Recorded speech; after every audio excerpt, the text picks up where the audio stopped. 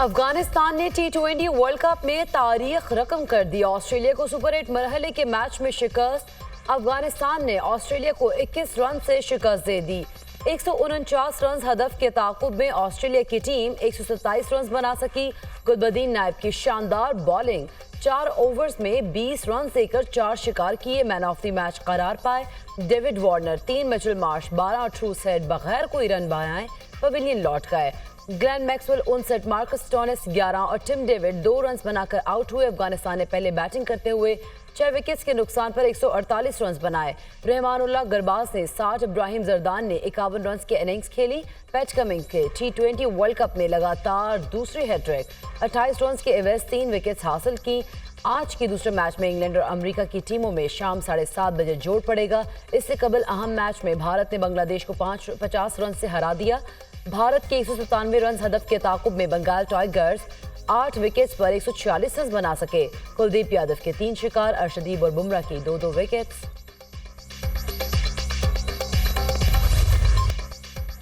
وزیراعظم نے دہشت گردی کے خلاف آپریشن عزم استحکام لانچ کرنے کی منظوری دے دی۔ شہباز شریف کی زیر صدارت قومی ایکشن پلان کی ایپکس کمیٹی کا اجلاس، عسکری قیادت کی خصوصی طور پر شرکت۔ آپریشن عزم استحکام تمام سٹیک ہولڈرز بشمول 4 صوبوں گلگت بلتستان اور آزاد کشمیر کے درمیان اتفاقی رائے کے بعد لانچ کرنے کی منظوری دی گئی۔ عزم استحکام آپریشن ملک سے دہشت گردی اور انتہا پسندی کے خاتمے کے لیے قومی عزم کا اظہار ہے۔ اجلاس کا اعلامیہ جاری۔ نرم ریاست کبھی سرمایہ کاروں کا اعتماد حاصل نہیں کر سکتی۔ دہشت گردی میں مبتلا غیر مستحکم ریاست میں اچھی معیشت کا تصور نہیں کیا جا سکتا۔ ریاست کی عملداری کو پوری قوت سے نافذ کرنا ہماری ذمہ داری ہے۔ صوبائی حکومتیں سیکیورٹی کی ذمہ داری فوج پر ڈال کر بری و ذمہ نہیں ہو سکتی۔ ہم نے ہر معاملہ افواج پر چھوڑ دیا جو خطرناک روش ہے۔ اس طرح سے دہشت گردی کا خاتمہ نہیں ہو سکے گا۔ پاکستان کے استحکام کے خلاف زہر آلود باتیں کرنے سے بڑا کوئی جرم نہیں ہو سکتا۔ ایسے قوانین بنانے ہوں گے جو نفرت اور تقسیم کے بیانیے کو ختم کر سکیں۔ قومی بیانیے کو داغدار کرنے کے لیے سوشل میڈیا مہم چلائی گئی۔ یقینی بنائیں گے غلط معلومات اور جھوٹ سچ کو نہ دبا سکیں۔ وزیر اعظم کا خطاب۔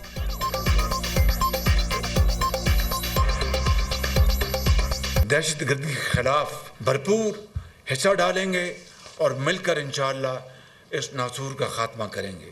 ہمیں قوت طاقت کے تمام عناصر کی ہم آہنگی کی ضرورت ہے تاکہ ٹھوس نتائج اور پائیدار استحکام حاصل ہو، جس سے یہ ملک ترقی اور خوشحالی کے راستے کی طرف بڑی تیزی سے گامزن ہو۔ ہمیں قانون سازی کے ذریعے اپنے قانون نافذ کرنے والے اداروں کو مضبوط بنانا ہوگا۔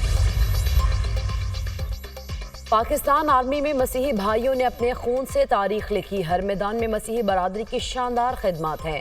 سپاہی ہارون ولیم کی قربانی رائے گاہ نہیں جائے گی۔ پاک فوج ریاستی دفاع کے لیے کوشاں ہے۔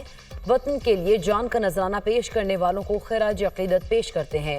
وزیر اعظم، آرمی چیف اور وزراء کی سپاہی ہارون ولیم کی آخری رسومات میں شرکت۔ وزیر اعظم نے دفاع وطن میں مسیحی برادری کی قربانیوں کو سراہا۔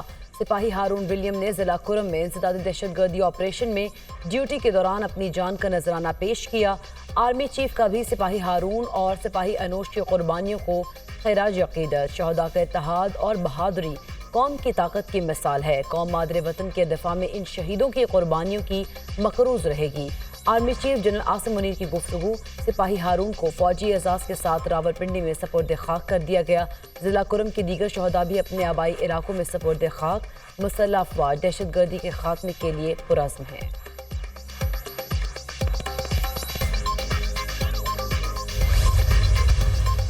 جب خواجہ صاحب آپ یہاں بات کرتے ہیں نا، میں رونا آتا ہے۔ بھائی جان، جو سپریم کورٹ آف پاکستان کا حکم ہے وہ آپ نے آئی جی آئی کے بارے میں پڑھا ہوا ہے، سنا ہوا ہے کہ پیسے لے کے آپ نے الیکشن لڑا۔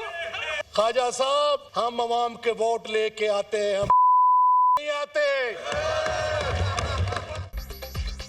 ثناء اللہ مستقیل کا خواجہ آصف کے خلاف نازیبہ الفاظ کا استعمال۔ قومی اسمبلی میں شدید گرما گرمی۔ مستقیل کے غیر شائستہ اور غیر پارلیمانی الفاظ پر حکومتی اراکین برہم۔ ایوان میں شدید احتجاج۔ حکومتی اور سنی اتحاد کونسل کے اراکین میں ہاتھا پائی ہوتے ہوتے رہ گئی۔ قومی اسمبلی سیکیورٹی اسٹاف نے درمیان میں آ کر قطار بنا کر اراکین کو ہاتھا پائی سے روک دیا۔ ڈپٹی اسپیکر نے کچھ دیر کے لیے ایوان کی کارروائی معطل کر دی۔ ثناء اللہ مستقیل کے الفاظ بھی کارروائی سے حذف۔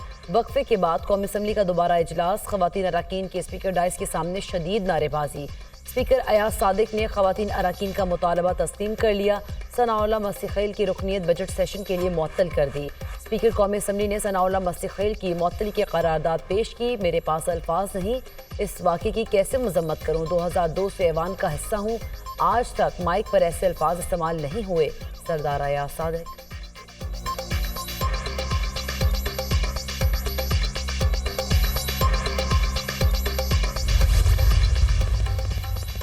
پیپلز پارٹی بجٹ اجلاس میں بھرپور شرکت کے لیے راضی۔ نون لیگ اور پیپلز پارٹی کی مذاکراتی کمیٹیوں میں معاملات طے۔ حکومت نے پیپلز پارٹی کے تمام تحفظات دور کرنے کی یقین دہانی کرا دی۔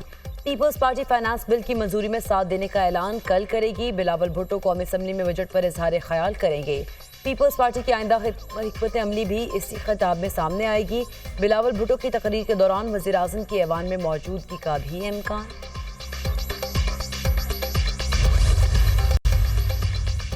ملک میں ترقی کے لیے قانون کی حکمرانی بہت ضروری ہے۔ الیکشن کمیشن شفاف انتخابات کرانے میں ناکام رہا۔ ہماری سیٹیں چھین کر فارم 47 پر لوگوں کو لایا گیا۔ تحریک انصاف کی 180 سیٹیں چوری کی گئیں۔ چیف الیکشن کمشنر اور ممبرز جھوٹ بولنے پر مستعفی ہوں۔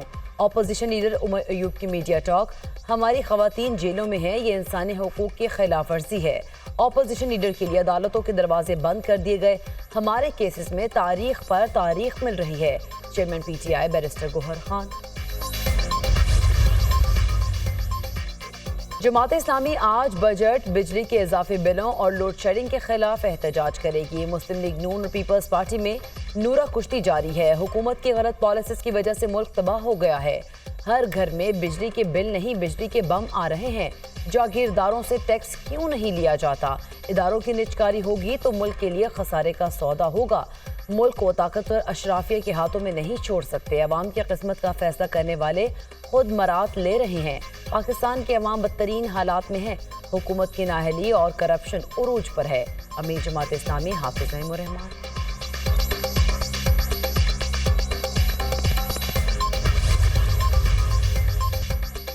وزیر داخلہ محسن نقوی کی کاوشیں رنگ لے آئیں۔ اسلام آباد میں 41 روز سے جاری سیف غزہ دھرنا ختم۔ سابق سینیٹر مشتاق احمد کی سربراہی میں سیف غزہ مہم کے عہدیداران کی وزیر داخلہ سے ملاقات۔ فلسطین کے لیے ہر پاکستانی کے دل میں وہی احساس ہے جو آپ کے دل میں ہے۔ ہمیں مظاہرین کے کسی مطالبے پر اعتراض نہیں ہے۔ پاکستان اس ضمن میں پہلے ہی بھرپور کردار ادا کر رہا ہے۔ ہم مظاہرین کی سفارشات پر بھی عمل درآمد کریں گے۔ وزیر داخلہ محسن نقوی کی یقین دہانی۔ جو پرچہ دینے والے ہیں وہ امتحان کی تیاری بھی کرتے ہیں اور امتحان کو اٹینڈ کرتے ہیں۔ جو چیٹنگ کرنے والے لوگ ہیں وہ پھر کہیں بیٹھ کے چائے پی رہے ہوتے ہیں۔ مشکل وقت آیا، اس دوران چاہے کے ایم سی آفس ہو، کمشنر آفس ہو، وہ فیلڈ میں موجود نظر آیا۔ بارش کتنی ہوتی ہے کیونکہ جو نالوں کی کیپیسٹی ہے اتنا ہی پانی وہ اٹھا پائیں گے۔ تو انشاءاللہ جو بھی سچویشن ہوگی، سچویشن کو ڈیل کرنے کے لیے انتظامیہ حرکت میں ہوگی۔ میئر کراچی مرتضی وہاب کا کہنا ہے پرچہ دینے والے امتحان کی تیاری کرتے ہیں، نقل کرنے والے بیٹھ کر چائے پی رہے ہوتے ہیں۔ بارش کے دوران انتظامیہ موجود رہے گی۔ ہم مشکل وقت میں فیلڈ میں نظر آئیں گے۔ اپنی مشینری کو اپ گریڈ کیا ہے۔ بارش کو ہم نہیں روک سکتے، کوشش کریں گے لوگوں کو تکلیف نہ ہو۔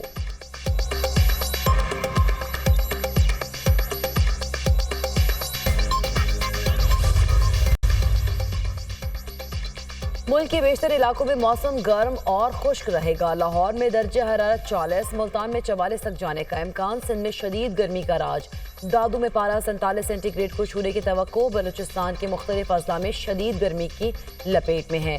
تربت میں درجہ حرارت 48 تک جانے کی پیش گوئی۔ بالائی خیبر پختونخوا، گلگت بلتستان، کشمیر میں بارش کا امکان۔